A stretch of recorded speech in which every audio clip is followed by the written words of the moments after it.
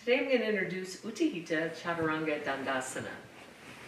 It's a push-up position and is part of a transitional movement in sun salutations. Many benefits include strengthening of the shoulders, the arms, the back, the legs, and the core structure. It also builds stability in the shoulders as well as in the core. I'll show you extended and modifications for different limitations. So first, the full extended pose. Coming into hands and knees, making sure you always spread your fingers wide. Get definite distance between each finger, distributing weight out through all 10 fingers. As you curl the toes under, picking up the knees, coming into a full push-up position.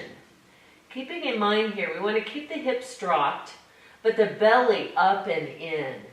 Definitely pressing through the hands to lift the shoulders. And then don't forget the legs. Keep the legs active by pressing out through the heels, engaging your quadriceps, really feeling nice and strong here. Hold for a few breaths.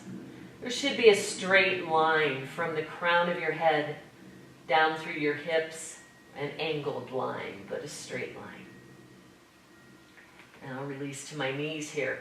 So modifications, if the core structure, the legs, or any part that you need is not strong enough to maintain a full plank position, you can drop down to your knees for a modification.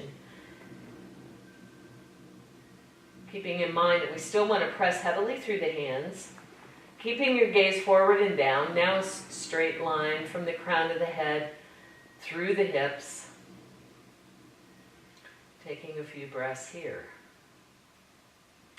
Now, if for some reason the wrists are an issue, couple of options.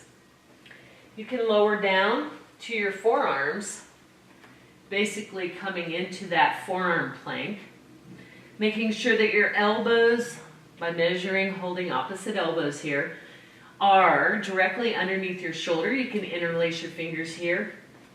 So for the full posture, lifting up, and again, lifting that lower belly in and up, activating the legs, pressing out through the heels, looking forward and down to elongate the neck, making sure that you have distance between your ears and your shoulders so you're not hunching.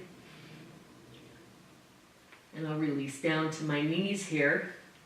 Another option is taking a pair of weights, making sure they have the octagon ends so that they don't roll.